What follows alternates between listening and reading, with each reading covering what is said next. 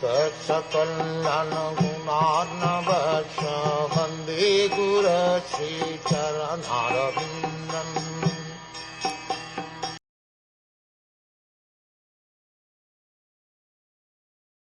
O great Supreme Lord, offensive persons whose internal vision has been too affected by external materialistic activities cannot see your lotus feet, but they are seen by your pure devotees, whose one and only aim is to transcendently enjoy your activities.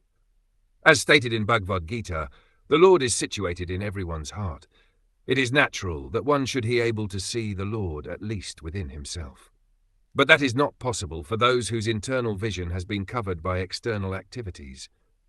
The pure soul, which is symptomized by consciousness, can be easily perceived even by a common man, because consciousness is spread all over the body. The yoga system, as recommended in Bhagavad Gita, is to concentrate the mental activities internally and thus see the lotus feet of the Lord within oneself. But there are many so-called yogis who have no concern with the Lord, but are only concerned with consciousness, which they accept as the final realization. Such realization of consciousness is taught by Bhagavad Gita within only a few minutes, whereas the so-called yogis take continuous years to realize it because of their offenses at the lotus feet of the Lord. The greatest offense is to deny the existence of the Lord as separate from the individual souls, or to accept the Lord and the individual soul as one and the same. The impersonalists misinterpret the theory of reflection, and thus they wrongly accept the individual consciousness as the supreme consciousness.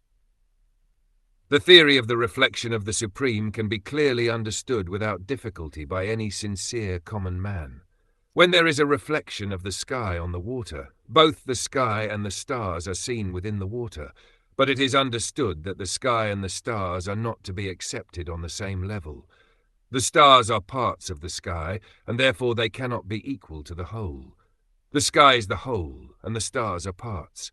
They cannot be one and the same. Transcendentalists who do not accept the supreme consciousness as separate from the individual consciousness are as offensive as the materialists who deny even the existence of the Lord. Such offenders cannot actually see the lotus feet of the Lord within themselves, nor are they even able to see the devotees of the Lord. The devotees of the Lord are so kind that they roam to all places to enlighten people in God consciousness. The offenders, however, lose the chance to receive the Lord's devotees, although the offenseless common man is at once influenced by the devotee's presence. In this connection, there is an interesting story of a hunter and Devarshi Narad. A hunter in the forest, although a great sinner, was not an intentional offender. He was at once influenced by the presence of Narad, and he agreed to take the path of devotion, leaving aside his hearth and home.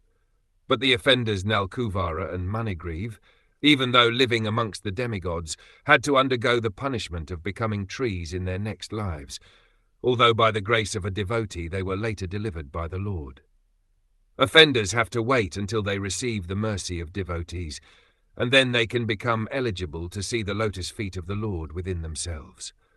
But due to their offenses and their extreme materialism, they cannot see even the devotees of the Lord. Engaged in external activities, they kill the internal vision. The Lord's devotees, however, do not mind the offenses of the foolish in their many gross and subtle bodily endeavors. The Lord's devotees continue to bestow the blessings of devotion upon all such offenders without hesitation. That is the nature of devotees.